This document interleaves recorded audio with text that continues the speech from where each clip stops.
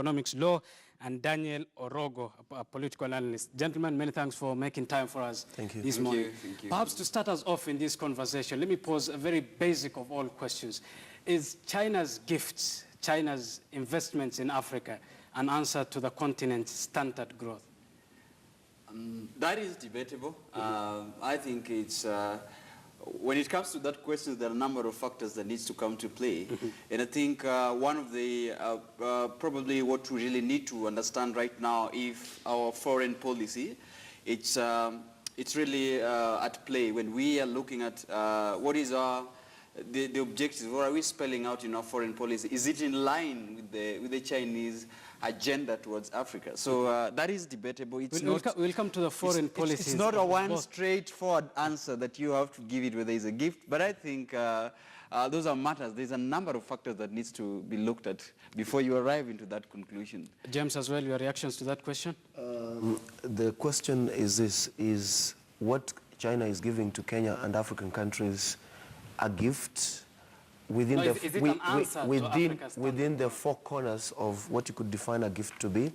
That is a question we need to discuss. But this is what I want to say. You see, as a question of international relations, you must understand that every country has specific interests that it might want to pursue with respect to specific relationships. And there is something that, of course, China is interested in gaining by enthusing African countries to do business with it. And you must understand right now that Africa is one of the biggest emerging markets for any products. And China being the factory of the world, the biggest country in manufacturing, it is definitely interested in a market for its goods. And so we must understand that China is seeking to expand markets for its goods. But on the other hand, you must understand that most of the African countries are developing countries. They are looking for infrastructural development. They are looking for capacity development, technical assistance. And they are also looking for hardware and cash resources to do some of the things they must do. And like is China the best of partners? Is China the best of partners? China is not the only place where they're getting this from. But China is one of those places where it is probably easiest to get this. Because, for instance, take the example of Kenya. Out of the 5-point-something trillion debt that Kenya has, it's only about 500 billion, which actually has come from China. We have other countries like Italy. Actually, 66% of Kenya's debt comes from China. Absolutely not. I'm a business reporter. We'll debate that another time. That's not true, because right now... Hang on. You say China is not the best of partners to get these loans from. I don't say that China... But seemingly that's where we are rushing. I don't say that China is not the best place to get this from. I am saying that China is definitely one of those places that you're going to get these loans from. Why? Because there are many countries that could offer us that kind of support, but they do not have it. You must accept that China is one of the leading places right now where you can get money from. Even the United States of America goes to borrow from there. Now, we could turn to our neighbors here in Africa. Definitely, they wouldn't have that kind of money to give us. So even if China might not be the best place to get this money from or this support from, we are stuck in that hole because it is the place we must go and get money from. Okay, let me bring Daniel to the conversation. You will react to that, but before you do that, I want you to answer the question, which is, why is it seemingly a Chinese rush to invest in Africa now? Are they either a late entrant to the race of investing in Africa, or they have seen a potential market, as James said? You see, that's what I said. When this issue comes to, these questions, is popped here, there are a number of factors that us as a country and really China is interested in much of the things. I agree with what James has talked about. But our specific interest as a country, and you read, I can give a number of examples, especially when this issue comes to play. China has got a very robust, an agenda in Africa. When they say about the belt and the road, one connection, what are they talking about? And you see, look at what within the FOCAC discussion, and I want to be very specifically on this, that when the African nations were invited in that table, they were not invited as an equal partner when it comes to play. The number of activities and the number of agenda that China already had in table. So I think one of the things we really need to look into, if you look at the statistics right now, The US is one of the most trading partners that Kenya have, followed by a number of countries. Chinese is the fourth. The country has really, the GDP, the country is investing in this country. So when we say that we are borrowing, when we saying that we are having bilateral talks, what are factors that really come? We'll come to the loans. We will come to the loans. But James, I want you to answer a question as an expert in international economics law. More than just the investments, is China as well bringing its own foreign policy, its own agenda to the African continent? Let me put it very starkly to Kenyans so that they must understand. You must understand that China is an economic superpower. It is an emerging superpower right now, and it is seeking to get to the top of the world, all right? How do you get to the top of the world? You must create very strong linkages and relationships with many countries across the world. And so China has seen a potential. It has realized that for far too long, Africa has depended, for instance, on capacity, technical assistance, and cash resources from the West. And the West comes with sufficient conditionalities to make it almost impossible to operate. You will notice, for instance, that you could easily get even cheaper loans from Western countries, but the process of getting those loans is simply too difficult. You must accept that sometimes governments have to do these things. They have to build roads. They have to do some of these things within a certain timeline. And so they are not going to be... Even if that will include borrowing from China. They are not going to be negotiating for loans for 20 years from Western countries who keep setting conditionalities upon conditionalities. So when it comes to the question as to where you could easily get some money to do certain things, certain projects, China looks extremely lucrative. So that's what is happening. But you cannot blame China. And you're being given money with less conditions. Absolutely. You can't... Hang on. Yes. You're given money with less conditions, way easier. What kind of a challenge then and a danger does this pose to an individual African economy? There are challenges. And I'm not here to say that we must get money from China or that it is always the case that Africa must go to China to get money. Why? Because most of the time, the money is more expensive, all right? Western countries give us even much more cheaper money, all right? But the truth of the matter is, most of these Western countries don't even have the money to give anymore. They are also getting money from China. So the thing is this, when you want some of these things done and done quickly, sometimes you do not have the option of going elsewhere other than China. Other than China. Okay, let me bring Daniel to the conversation. China gives Africa money without necessarily interfering with the domestic politics of individual countries. You take money, run your own country. In comparison to other powers that we have seen, they give you money with a say. You understand the choices have consequences that was used. What is the problem of getting money from China, if at all they're not interfering with your domestic politics? The problem of getting money with China, and I think they're saying there's no attachment to it. There's no string attached to the money that we are giving. And do you see strings attached to it? In the backdrop, there's a number of challenges that emanates from that. And I want to tell you, for example, that, you know, even as much as the Western countries have been giving support to African countries and giving conditions when it comes to issues of strict observance to human rights, when it comes to the issues about ethics, when it comes to the issues about environmental issues, even if that makes it a challenge for them to get this kind of funding, but there is equal stability when they get this funding. And I want to tell you, for a short time, and as China's influence has been growing in Africa, there are cited cases, Abubakar, that you could mention. We are having issues in Angola with Chinese loan. We are having issues in Ghana with Chinese loan. Sri Lanka put it. And you see... But they aren't forcing African countries to get money and loans from them. It is the African countries who are applying for the loans. What is this that is not spelled out after getting this money? What happens in the background? Even in this country, and who should be blamed between China and the African leaders at that point? Let me tell you, one of the things we always say, and I keep on saying about the issues about multilateral talks and bilateral talks, it is not just a matter of going to sign this on the table. Could our delegation always spelling to us what is it that was spelled as you say in these bilateral talks without not really telling us how this trading partner looks good and how investment are coming back to this country? What is spelled out in these talks? What is the nitty-gritties that are here? And you see, this is what we failed as a leader, and much of it. Look at even where we are spacing ourselves. And without not going far, comparatively, even in this country, the standard gauge railway, if Chinese are even coming with their own people doing the manual jobs that Kenyans do not, what is the value of the monies we are getting from the China? And James is saying very well I want to ask that a very technical question. China is not only, but it's becoming an important.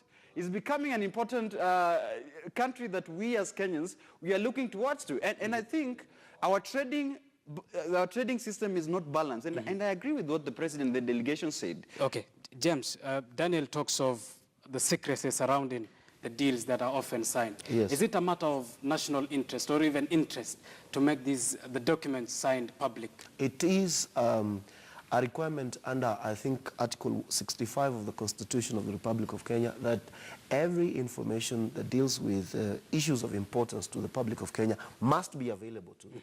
That one I support 100%. But this is what I want to tell Kenyans and the rest of the world. You see, China is a businessman.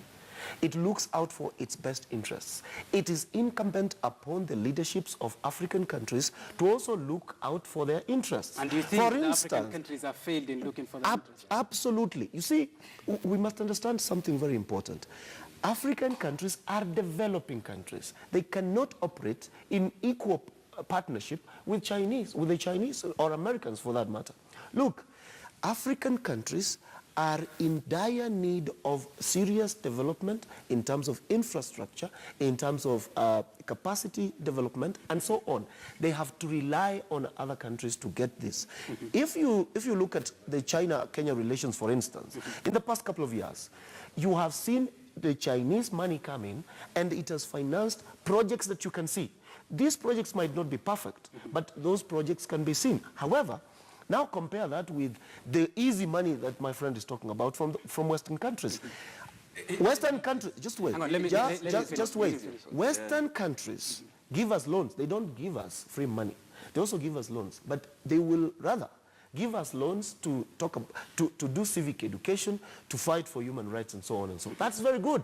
When we need those kind of loans, let's go to the West. When we need to build a standard gauge railway, when we need to build a Thika road, when we need to build a super dual carriageway from here to Nakuru, we will go to the Chinese and they will get us the money. Daniel, let me bring you to the conversation. Much of the money that was borrowed from China, for instance, even by Kenya, was spent in infrastructure. What is the problem of borrowing to build up your own infrastructure? There is no problem of borrowing to build your infrastructure. I think I would go back to what you asked.